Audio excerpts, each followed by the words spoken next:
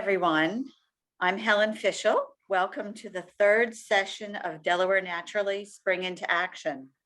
This morning, we have 1.5 hours to do the following things, to talk about the built environment and conservation in it. Last week was conservation of natural areas. And so we're going to follow the same format. We have 3 speakers this morning, and we're going in speed dating fashion to let each of them speak and give us some examples of what's happening in Delaware. First, and I'm going to go, you'll see on your screen all 3 names. Our first speaker is Ashley Melvin. Our second is Carrie Wilson. Our third is Lori Athey. And then we're going to break into small groups in Zoom rooms, come back together at the end and report on your ideas. Those ideas will go to the Delaware Native Species Commission. And so with that, I'd like to welcome Ashley Melvin. Not only is she representing the Delaware Association of Environmental Education, but she works for the Department of Ag, Division of Forestry. Ashley? All right, well, I'll just zip by these slides since we've already kind of covered that, but there is my contact information and Helen can share that with the rest of you if you need to get in contact with me. I would like the opportunity though, just to look at this real pretty slide because it shows all of our partners there. And this was the Delaware Association for Environmental Education, for which I'm currently the chair. And that is why I'm coming to share this information with you today. So we were just talking a little bit about the generalities of outdoor learning spaces. We talked about how they range in size, they range in their features of what the schools are able to incorporate.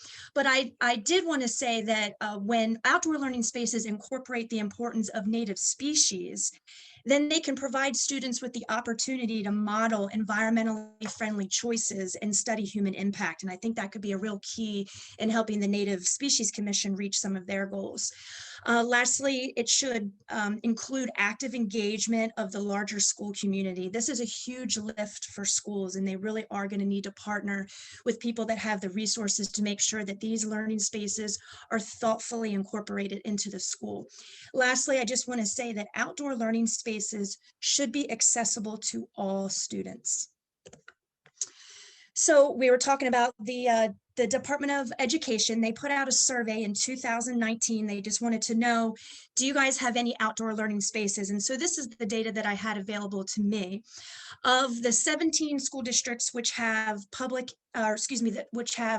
elementary and middle schools, 12 of those districts self-reported at least one outdoor learning space. And some districts really just have one school, others have a multitude. So that entire database includes about 52 elementary and middle public schools who have self-reported having an outdoor learning space. And again, that range, some reported it was a garden, some said it was a native meadow, a pond, an outdoor classroom, and others call their space an eco campus. Now, no data currently exists on the usage of these spaces. You know, how often do teachers go out? What grade levels are going out? What are you guys doing out in those spaces? And we also don't really know the present condition of those spaces, because I'm sure that can range just as well as the size and all the other components of an outdoor classroom. Since this survey was from the Department of Education, of course, it does not include private school data, but we know that lots of private schools in Delaware have outdoor learning spaces. So just real quickly, how DAEE, how we're trying to help this statewide initiative is by strengthening the outdoor classroom network. And so through this network, we will have outdoor classroom tours set up throughout the state. We'll blast it out to our membership. You know, if you want to stop by and tour this outdoor classroom, you can ask questions. So through those tours and through some of the professional development workshops that we have coming this spring, teachers who are interested in incorporating these spaces will be able to network and make new partners. The Outdoor Classroom Network will also have access to our website, which is full of resources for establishing and maintaining outdoor learning spaces. We also offer a mini grant, and soon to come, the page has been created. We're going to create an outdoor classrooms story map. So when we identify these schools who want to become involved with our Outdoor Classroom Network, they'll be able to fill out a survey, attach pictures, and it'll populate to a story map. And so soon we will be able to kind of coordinate that voice throughout the state of this very, very important initiative. And we'll be able to show other partners that this really is a group of highly engaged professionals who want to make this work. So lastly, I just want to leave this group with just some opportunities to partner. I put this picture in here for a very specific reason. It doesn't matter what school it is or any details like that, but any of you sharp-eyed plant lovers out there will see that this particular school is planting Nandina domestica and eucalyptus. And so I put that there because this really isn't an issue that needs to have money thrown at it. I mean, they could use the funds, obviously. And it's not one of those initiatives where we should just keep saying, schools should really do this. They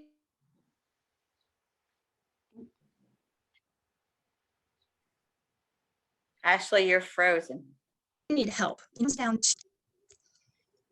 Teachers need help. How about now? Yes, you're back. Great.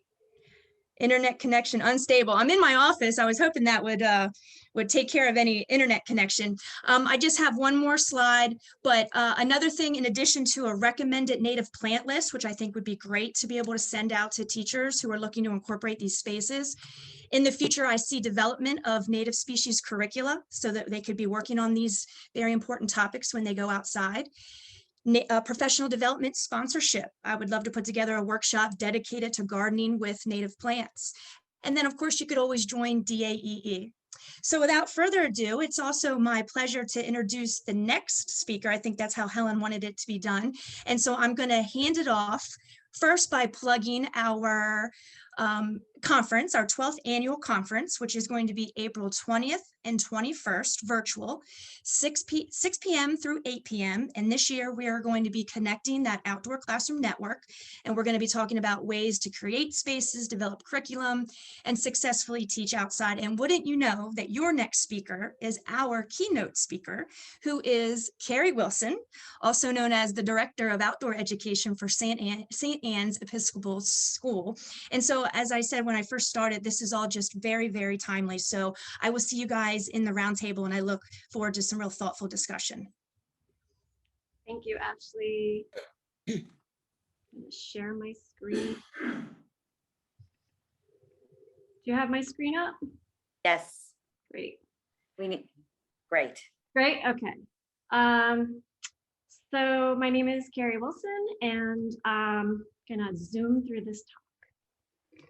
So before I start, I just want to do a quick land acknowledgement, and the peoples whose land that St. Anne's is on are the Lenni Lenape. And so I feel like it's important we acknowledge those people from the past and also today in the present. So I'm going to talk to you about the reimagined schoolyard. It's natural, wild, and messy, in my opinion. And it's also scaled to suit place-based study. And some of the biggest impacts that you can come from some of the smallest opportunities. If you look at that picture in the lower right-hand corner, you can see my preschool students observing a mushroom. And that is something that we focused on for the entire year last year until the pandemic hit. And then in the next year, as pre-Kers, they wanted to go out and find that mushroom again. So I'm going to be talking about a lot of big projects, but this does not necessarily have to be the norm. And it shouldn't be the norm because every school is going to be different in what they need to be doing in their community. The other key point that I want to drive home today is that this has been mostly a grassroots initiative from school to school, depending on who is present in those schools. And I would love to see it become something that's more ubiquitous to the state of Delaware, which might require some legislation for our schoolyards. So just a quick view of our campus. We have 125 acres, again, huge and really just pristine. We have great opportunities at St. Anne's. Some of the things that I've developed since I've been there have been the 6-acre pollinator meadow, which is in purple, the red native gardens around the schools, and then the light blue bird plot area and little blue stem area. Some other areas are still in development. If you look up in the right-hand corner, the upper left-hand corner is every one of those pink squares is one of our outdoor classroom spaces. So we went from 8 before this fall to 22 spaces so that we could teach outside. So every teacher from preschool through 8th grade is able to access and utilize our outdoor spaces. So we started with the development of native gardens, and this is about 6 years ago. Right away, increased frequency with green spaces, and then our campus was basically a dead zone. There were no flowers on campus when I started working there, and so there were no insects, there were no birds. There, it was just really difficult to even engage in nature with the students. So some of our curriculum, just kind of a couple of examples, are looking at insects, botany and bees. It are some of the ways that we engage with this space. The students engage with the space during recess. They'll come in and tell me about things they've found. So there's just lots of different ways that we engage with the native gardens around the school buildings. So some of the lessons that we've learned are just how to leverage funding sources in order to do the work. We learned through our failure. After the first summer, we had weeds up to the roofs of the buildings, literally, and had to start over again. Drip line and timers is going to be key for summertime, and then native ground covers for reducing maintenance. We moved on to the bird plot area and little bluestem area, and this was a great opportunity to get our students involved in planting. And so we had one day where we planted 2,000 plants in one day. It was crazy. It was great. We were exhausted, but the kids after that they were just so engaged with the space and not wanting to trample the plants. And so it's really important to have the kids involved in the process. Some of the ways that we connect with that space is through our bluebird study, and then also other birding opportunities, and then just creating more enchanting environments on campus rather than just mowed grass. This was one of the goals in that project, is just to make this one space a little bit more inviting. So some of the lessons we learned in this space was if you do not have water plan established, and if everyone doesn't agree to that plan, most of your plants are probably going to die. If you have a lake that's close with beavers, they're probably going to take some of your trees. And if you don't prep that site the way you need to, you're probably not going to have a lot of success when it comes to trying to deal with the invasive species, which we are battling every year. So then we moved on to our 6-acre pollinator meadows. So this obviously just reaches the need for the global need for creating pollinator habitat, which was just a great way for the kids to be a part of something bigger. And then we directly engage with this space through our curriculum in lots of different ways. So structure and function with seed, you can see my second graders there using the seeder that they designed and built, and they are seeding with the meadow seeds that we wanted in the meadow. Through the botany study with 4th grade, our bee study can be transferred over to the meadow, and then also the monarch larva monitoring citizen science research that we've done, which directly connected back to our science fair. So trying to create opportunities where the students can engage in our campus for research and being scientists in a real way. So some of our lessons learned were our seed mix ratio. So we would, if we could go back, we'd probably reduce the grass and increase the flower ratio. And then education for the community about the meadow, why we leave the meadow standing, why the meadow looks like it does. So that's really important for that understanding. And then we're lucky enough to be able to work with Forestry for doing prescribed burns. That has been amazing for the development of our meadow, and it is beautiful. I think we're in year 4, and we're going to try to get them to burn this month as well. So that's like the students also get to learn about native species control through burning the meadow.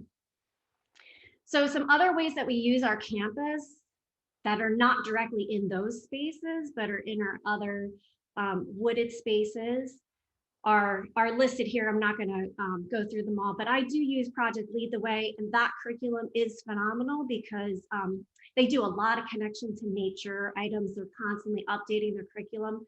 What I usually do with my curriculum is I just find ways for the citizen action at the end, just to be more real world, like building bee boxes, or actually getting outside with the children. So if it's something where the scenario is outside, I go outside with the kids. The other curriculum, Project Learning Tree, I did a all school, Ashley and I did an all school training with our school 2 different times. And I used that curriculum a lot this year, and it is really powerful. It's a great resource. And then, I mean, really the possibilities are endless in what you can do with the kids out there. So in general, Ashley was talking about some of these challenges that, looking at what do we have currently as nature infrastructure at schools, and the expertise that you need. I'm a little bit of an anomaly when it comes to being a teacher, that I have a really strong science background. So I just kind of approach things sometimes in a different way. And then looking at maintenance, right? Maintenance is the huge issue. And then when you have teacher and administrator turnover, that can completely shift your program and the ability to get the work that you need to get done, right? So it's a bigger issue. It needs to be a bigger, something that's looked at on a larger scale. And then just looking at that long-term sustainability.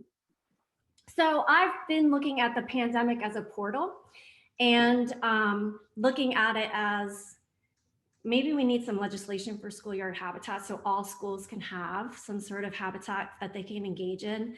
And then looking at maybe green jobs, maybe it's taking that Branches to Chances program and extending it a little bit more, and really providing the expertise, and then providing more of those curriculum workshops that Ashley was referring to, so that we have a sustained environmental ethic, not a one and done, but something that we're constantly going back to. And then I've been developing an environmental history curriculum with a colleague of mine, and we are using the MIWI, the Meaningful Watershed Environmental Education Framework, in order to develop some tools, some curriculum tools. And one example of this is the American Shad, a story across time connecting people, place, and environmental practice. And that is all I have for you. Actually, Carrie, there was one question in the chat, and, yes. and everyone, please check the chat, because Matt Sarver has added a piece that you can check up on, but who maintains the gardens? And then we need to keep going. I maintain the gardens mostly. Over the summer, I'll have some teachers who volunteer, but it's mostly me doing the gardens. And for some reason, it skipped this this slide here, and I do just want to kind of say that racial justice and that intersectionality also is something that has been really powerful for me this year. That and I think for most teachers, it's going to become more of an issue. And just so for us doing our own work in being ready with the students outside and what may bubble up with the students. And this has been with my 3rd graders. We've been talking a lot about racial justice issues. So the power of the outdoors, it's all in the unexpected as well. And Lori, I'm gonna unshare so that you can join us to share. Great, thank you, Carrie.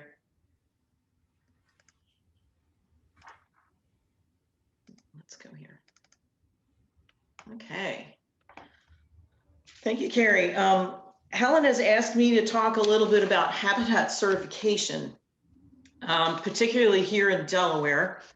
And so I'm going to go fairly quickly. I see a lot of familiar faces on here, so I'm sure a lot of you know a bit about the program already. If I can just figure out how to advance my slide. There we go. So habitat certification in Delaware. I am with the Delaware Nature Society, and we are the Delaware affiliate of the National Wildlife Federation. And the National Wildlife Federation created a backyard habitat program back in 1973. And over that time, they've certified a whole bunch of properties nationwide. And more recently, they've changed the program a little bit. It's now called Gardening for Wildlife and Certified Wildlife Habitat. And in the year 2000, so gosh, 21 years ago now, the Delaware Nature Society joined the program and started our own certification program here in Delaware. And we have currently about 1,500 active certifications right now, in addition to three towns and a watershed that have all been certified here in Delaware. So it's pretty simple. The elements of a certified wildlife habitat are providing food, water, cover, places to raise young, and then some sustainable gardening practices so that you're not accidentally poisoning or sickening or hurting the animals that you're now attracting. So food is pretty simple, and the emphasis is on providing food through native plants. Many people who are new to gardening for wildlife think about gardening for wildlife as bird feeders, and that is really just a very small supplemental part. So the concept of thinking about feeding the birds with your landscaping is important. Water, whether it's a simple bird bath or a fancy backyard pond, we all need clean fresh water, and we all need clean fresh water, whether it's summertime or whether it's deep in the dead of winter when most of the water's frozen. Cover. Cover provides a number of functions for fauna. Birds may use it to hide from predators, for example, protection from weather when it's raining or windy or just plain cold. And sometimes, especially with our avian friends, they may use cover to do things like queue up to get to the feeder, wait in line for the bird bath, wait for it to clear or to be safe. So cover is very important. And there are lots of ways to provide cover, again, primarily through vegetation. Meadows are a great cover for lots of different species. Evergreens, vines, woodlands, all those provide cover for different species. But in your backyard, just planting a lot of plants, wood piles, dead snags, fallen leaves, all provide cover for different types of fauna and are easy to provide for the most part. Most of the time, we tend to take away cover with our maintenance practices. And all those great places that are cover are also great places for the fauna to raise babies. So whether it's tadpoles in a pond, orioles nesting in a sycamore tree, birds and snags, even in large grass clumps, in addition to food for caterpillars, again, native plants. And then, of course, we can provide supplemental shelter as well with nest boxes. But all great places to raise babies. And for the most part, the more variety of food, water, cover, and shelter you can provide, the more kinds of fauna, insects, birds, animals you can attract and see. And then we ask to provide some sustainable gardening practices. Removing invasive plants might not seem like a sustainable gardening practice, but in fact, if you're not managing your invasive plants, then before long, you're not going to have any native plants. So that's pretty important. Planting native plants, excuse me, of course, is very high up on the list because that's what feeds our fauna. Reducing your lawn. You've all heard Doug Tallamy speak by now, talk about the concept, can we just cut it in half? And what a huge difference that can make. Reducing or eliminating those chemical applications. Oftentimes they serve no purpose. Many of them just wash directly into our waterways. And for the most part, they're not needed and they cause a lot of damage. And other simple things, composting plant materials, managing your water to maximize infiltration and reduce runoff, cleaning up pet waste, and lots of other practices. And what's really cool about these practices is not only is it good for wildlife, but it's good for us because, like I mentioned, a lot of these things, reducing your chemical applications, a lot of them automatically go right into our waterways. And if you recall, everybody needs fresh, clean water to drink. and it's not fresh and clean if it's filled with lawn chemicals. So what's good for wildlife is good for people too. So that's basically all you need to get certified. But why would you do it? Well, all kinds of reasons. You do it to get the sign, and your sign helps educate your neighbors exactly about what you're doing and why. And you can also, once you start, people start seeing what you're doing, they start asking questions, and you can begin to involve other people by certifying your church, your school, your community, your business, your favorite museum. All kinds of places can be certified. And I should say that we do, when you fill out the application, you tell us what kinds of food, water cover, places to raise young, and sustainable gardening practices that you're practicing. And we take that data, aggregate it with all the others, and that helps the Delaware Nature Society both advocate for and secure funding for conservation environmental projects, but also for legislation. So things like the recent ban on invasive plants. So combining your data helps us leverage that into greater effectiveness. So let's see. What can be certified? Homes, there are about 1,500 homes in Delaware that are certified. All kinds of businesses are certified in Delaware. We have about 50 schools, both private and public, that are certified in Delaware. And the National Wildlife Federation actually has a larger program in working with schools called Green Schools, in which habitat certification is just one small piece of the education program. Churches, the National Wildlife Federation has just started a brand new program that's similar to the Green Schools program called Sacred Grounds. And the Delaware Nature Society has been working with the National Wildlife Federation and Delaware Interfaith Power and Light to start getting more and more faith communities involved in habitat certification. And just like with the Green Schools, it's not necessarily just about certification. Certification is one step, but the concept of taking it out into their membership, taking the message out into the public, and trying to get more and more people involved in gardening for wildlife. And also parks can be certified. Open spaces in your subdivision can be certified. Pretty much any piece of land can be certified if it's providing food, water, cover, and places to raise young. And we also certify communities in Delaware. Right now we have 3 certified communities, which are Townsend, Newark, and Slaughter Beach. And then one of our watersheds, the Red Clay Valley, has also completed certification.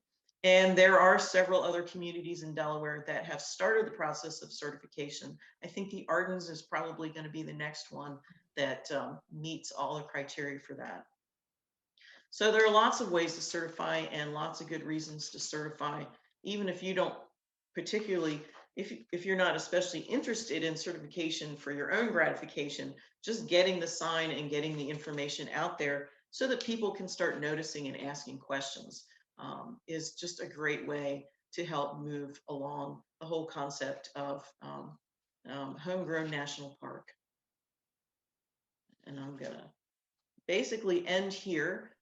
2 years ago, Delaware's Legislative Hall got certified because they felt it was important to lead by example. And here they are, smiling, holding the banners, and with the sign, which you can find right outside of the General Assembly, Delaware's Legislative Hall, today. And with that, I'm going to stop sharing and let Helen take over again. Ashley, Carrie, and Lori, thank you very much. I think you've each given us a great idea of things that are happening in Delaware. That doesn't mean that we're done. It's now time to move to our question of the day.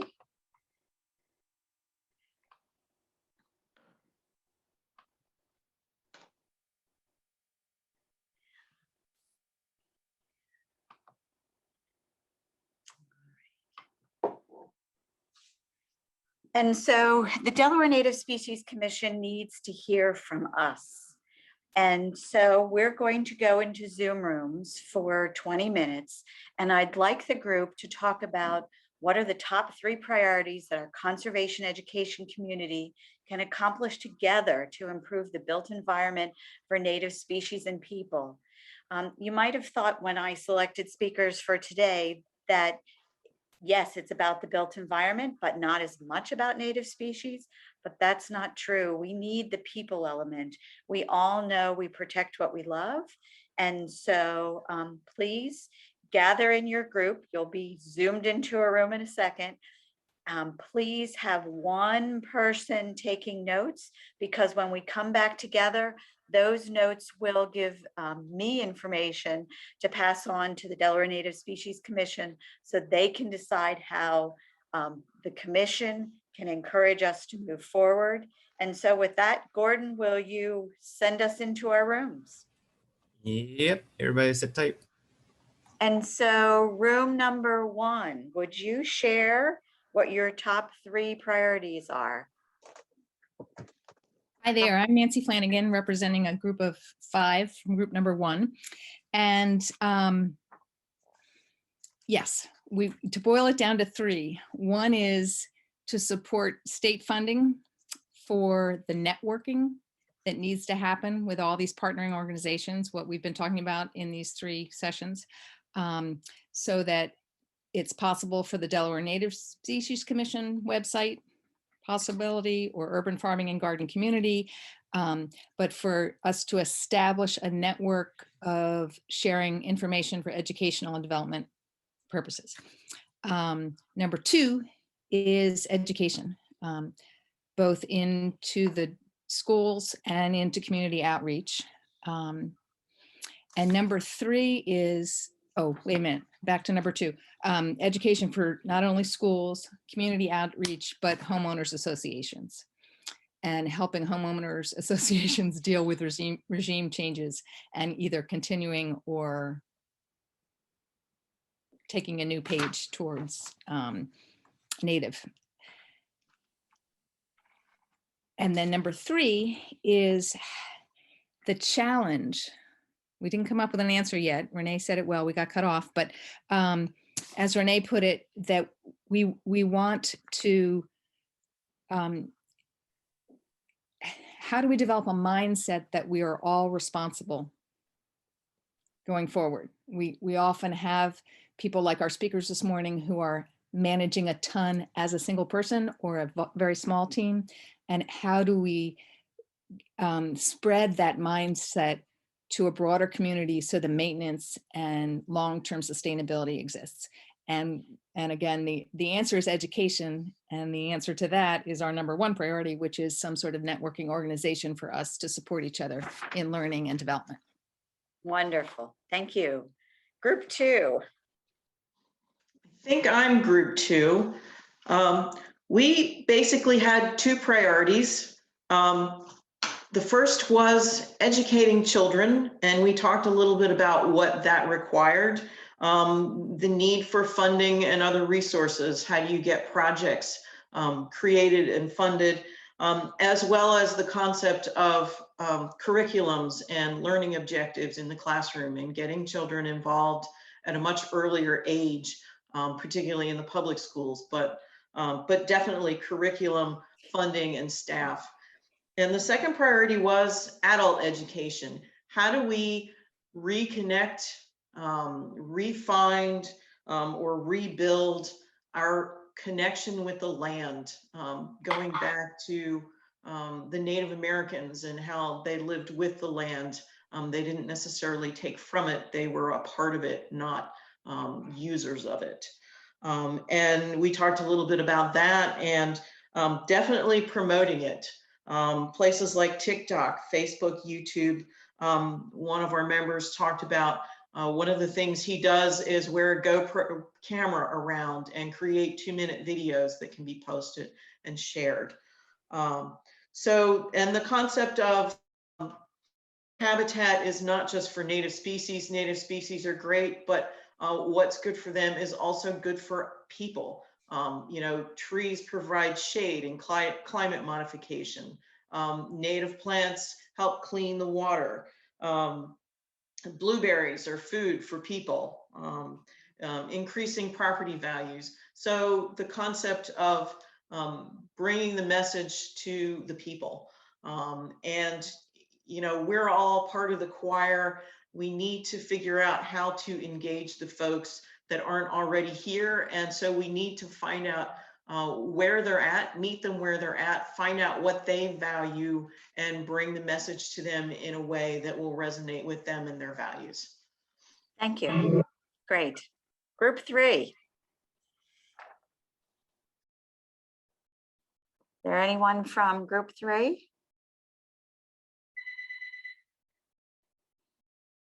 Group 4.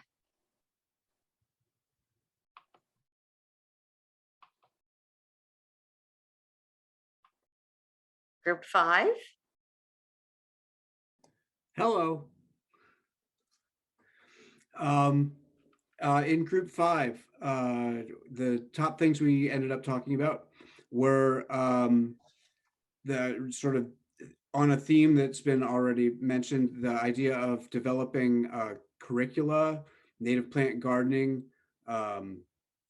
content for school children,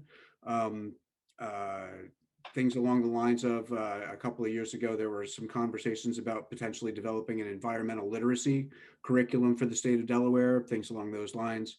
One of the thoughts around that was kind of interesting was the idea of, rather than trying to start at the top, which is where these meetings were a couple of years ago, talking to the administration of the Department of Education, start with the teachers and reach out to them and find ways to connect with them and try to build a groundswell that way. Second idea was engaging community groups and organizations, you know, the community organizations, churches, businesses with outreach efforts. And then the third thing we talked about is the means to accomplish that we have an incredible wealth of trained resources in the state, in the master gardeners and the habitat stewards. And if we could find a way to bring them around and focus their efforts around this whole bigger notion of finding ways to improve the built environment for native species and people in an organized way, that we could all be singing the same song in harmony and as we're reaching out to these various organizations. So that was our thoughts. Thank you. And group 6. Hi, everybody. I think we all are really pretty much in agreement. Trying to make this down to 3. I've said the first one was lead by example with your neighbors, your families and friends. Reach out, you know, on that local level. The second was education. Absolutely. We start with our children and our teachers, and that could be statewide. And I love that it could be a statewide environmental curriculum. We didn't say that in our group, but I think that's a great idea. But the schools, the education, the outreach, and I'm going to throw in there marketing and consistent messaging, that we need to have good marketing literature. We need to be on social media, and that we need to have really consistent messages that we can all share. And then the last thing I would mention, which I've heard before also, is incentives and funding. Thank you. Thank you. Any news from group 3 or 4? Helen, I'm not sure if we were group 3 or 4. This is Ashley, but I'm ready to report out. Good, doesn't matter. Okay, I didn't think so. And yeah, just as everyone is saying, there are some major themes that are surfacing. And so as you can imagine, in our group, we did talk a good deal about the education that goes into this initiative, both at the school level, so at the administrative level. I know Jeff just mentioned, you know, going after the teachers, which is something we do a lot in DAEE. With the administrators, you know, you do have to spend a little time developing some buy-in with them. And so, you know, they want to know, you know, what it's going to cost and what goals it can help them accomplish. And so, and then also using our teacher network to kind of speak that language so that, you know, all that aligns with the school world, and we can show how the outdoor learning spaces really does reinforce what they're doing in the school. But then and it was mentioned by other groups also, education also to extend to the public, whether it be homeowners, but there's also, it would appear there's a great deal of need in education on those who have the opportunity to put together these public projects that are done on state property or on government property. And so a lot of times, you know, like stormwater ponds, you know, they're developed by engineers.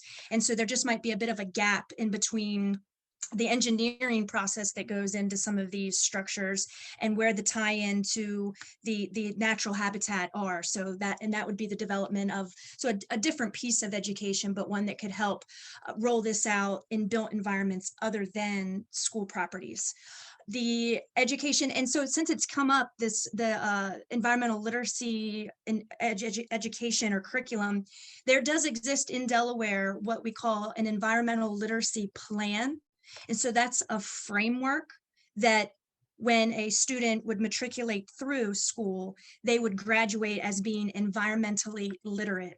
And this has more traction in other states than here in Delaware.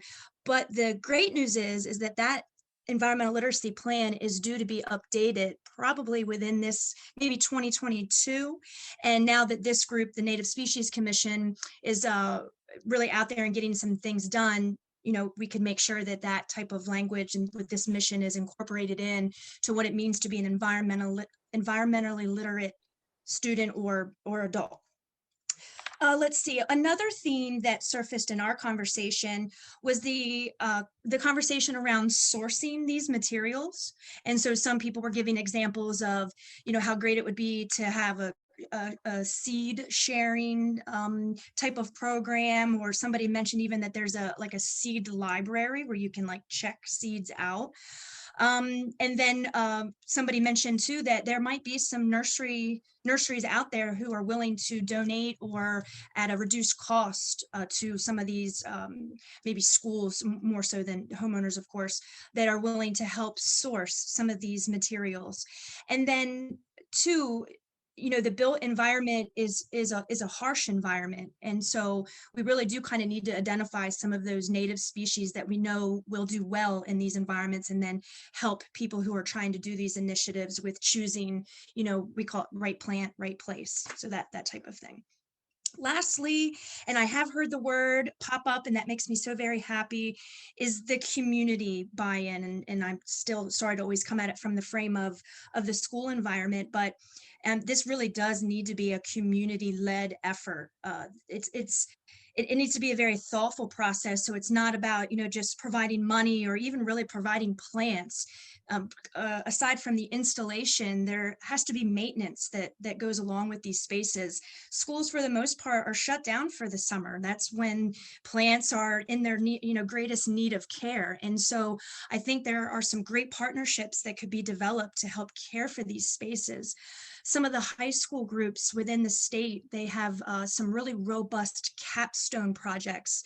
Middletown and Appoquinimink High School actually have now a capstone requirement project where they have to do a project that's wrapped around their pathway, which environmental science is a huge and very popular pathway in Delaware. And so they have to come up with a project. And so I'm working with high school students right now on spotted lanternfly development of materials, and it's fulfilling their capstone requirement. So just finding those community groups, like has already been mentioned, and in addition to the community, the family connection, right? So instead of putting all of these initiatives on the school and the school day, you know, how do we bring that family in when the child goes home and shares that recycling, you know, don't throw that in the trash, that can be recycling. How do we also extend that to this same theme so that the kids are taking it home to their families, and maybe they're visiting these spaces on the weekends or in the summer. And so just really making it a holistic approach. That's all I have. Can I ask a question? I have no Yes. idea. I have no idea what our group number was. I'm happy to have you report. There's one last group and you're it. And so thank you for Well, coming no, on. I don't need to report, but you know, we had that wonderful woman who was a speaker in our group. She could do it. Where is she? Was it, I was in the group, okay, and our Thanks, Carrie. discussion really revolved around community and engaging the community, and looking at homeowners, looking at streets, looking at the university campus actually came up in the plantings that they're doing. So I think a lot of it too revolved around modeling and making sure that our institutions are modeling what it is we want the general public to be engaging in. If we are not modeling that as these institutions of education, if you look at UD was mentioned, and just some other institutions, then how can we ask our students or our general public to then be doing these initiatives on their own when they don't see it modeled throughout the state? So I think maybe some of what we talked about is looking at those types of instances. Like, I will say the front of our school has invasive species in it, and it's very manicured, and if I had my way, it would look a lot different. But I have the whole back of the school on the side with the native gardens. But so you do, there is that, I think, the need for modeling so that you can get the community engagement and education in that way. And I think that was one of the real struggles that was talked about, is how do you create community around native species. So I will say, I had a neighbor in my community come up to me the other day and told me I needed to make a meadow in my front yard, because if I did it, then everyone else would be able to do it. And I said, well, I don't have a problem doing that. I said, I'm actually, going to do this, that, and the other thing over on my side yard. But so there is that slow, quiet grassroots movement happening. And unfortunately, I think that's the way that this work tends to develop, in that way.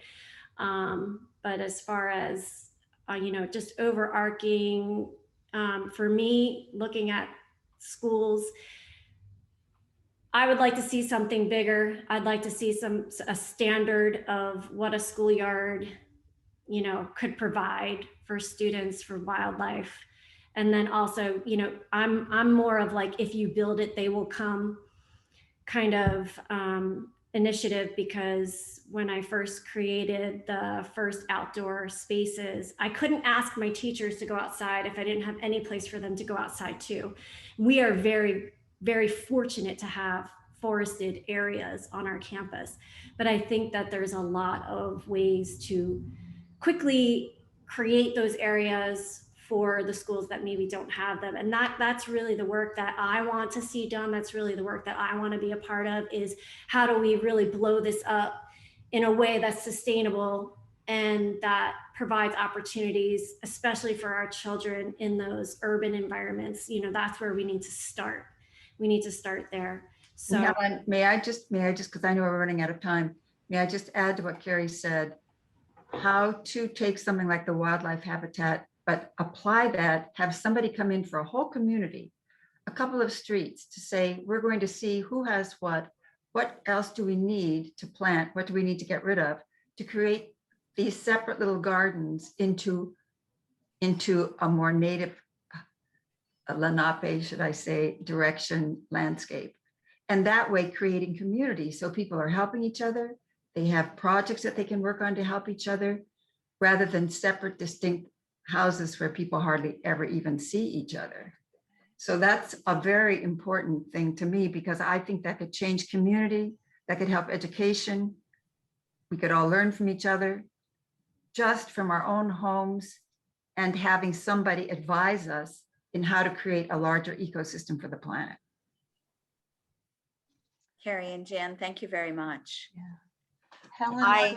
Helen, group 7 didn't present yet. Group 7, Yeah. please go ahead.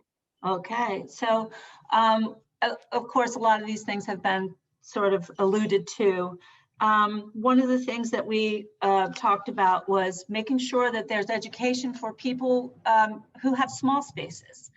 And including schools. Schools doesn't have to have, I mean, Carrie's project is amazing, but schools don't have to have a giant meadow, or they can have just a small butterfly garden or a regular tree planting, but giving them models for, but teachers also need a lot of help. I worked on a butterfly garden that was a total disaster because there was not enough buy-in.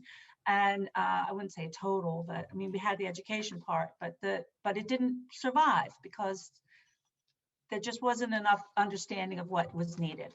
One other thing I wanted to add to that, I'll try to be quick, is that there is a resource that's being developed in the state of Delaware, and it's the Master Naturalist Program. And all the Master Naturalists have local operating partners that do have work for them, but there are probably Master Naturalists who'd be willing to do their 40 hours of volunteer work to help a teacher develop a small space for an outdoor space, and a place to where students can go outside and have some purpose outside with a little small planted space. So looking into finding out how to use the resource of Delaware Master Naturalists, give homeowners and schools examples of small spaces that they can do, especially the problem in Sussex County where small properties are popping up like multi-flora rows everywhere. And giving them, and the last one was all this networking. I think social media is probably one of our most valuable places we can go, but we also, the Native Species Commission is hopefully working on, but we need a push to get it done, our website. So the Delaware Naturally website, to give everybody that umbrella of network that all of us can go to for resources and to speak to each other and communicate. Those were our 3 ideas. Sheila, thank you. Mm-hmm.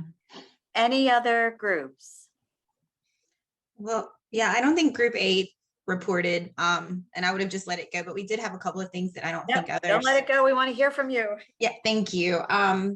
Yeah, I was on with Kendall Summers, who was such a wealth of information, but we talked about educating our legislators, because they're kind of the ones that push these things through, and if they don't know, then they're not going to fight for it. So trying to do that, concisely, because obviously they're very busy and inundated with information. We did talk about the initiative to give rights to ecosystems, so that when we have developments coming through, we're able to make a real case for protecting these lands and trying to preserve them, as well as trying to do some sort of taxation, or making sure that when someone does come in and develops, that there is some provisions made for making sure that they're putting back what they are destroying. And then I think the most important thing we touched on was tying native habitat to social and racial justice and equity, because that is such a priority right now for our world, for our nation. But to be able to kind of put those 2 things together, because they are very, very much a together problem, where so often marginalized communities don't have access to native wild areas. So if we could somehow tie those together financially, maybe we could get some funding for those areas. That's all. Thank you so much. Great. Have I heard from all the groups? Great. And thank you so much for sharing all of your thoughts. I've been busily writing, and I will put my email in the chat. If there's something that you would like me to include in my notes, I would be more than happy to have them. But here are a few things in summary that I want to share. I heard children today, and as an educator with almost 50 years in environmental education at this point, I helped develop an environmental center when I was still in high school. I realized that 80% of the brain is developed by 5. And so, yes, children are very important. The environmental literacy plan, I talked with Tanya Mead yesterday, who's the science specialist for Delaware. In 2015, a group of 90 people engaged in a conversation about environmental literacy, and a plan was developed. Yes, it needs to be updated. And Tanya said that there is a grant in right now to provide funding for that. It looked at children during the school day and within their community. And I hope when the plan is updated that they'll look at that again. The final thing that I wanted to tell you, and if you go up in your chat, Lucy Densmore agreed during the natural environment session to work with a committee for these efforts, both for the built environment and the natural environment and conservation of them. And so if you would like to stay involved and join that committee, I've put her email. If you would please reach out to her, that would be great. I will put in my, Lucy's with us today. Thank you. I will put in my email as well for notes. And then I just wanted to take a minute and summarize some of the themes that I've heard today. I heard education of children, of adults, and then of our community. I heard that incentives and funding, of course, will be important. Marketing, collaboration and networking, modeling to engagement, equity, and social justice. And so I think those are all important key phrases for us to look at as we look at the details that you've provided. I thank our speakers for today and all of you for joining us. Let me put my email in.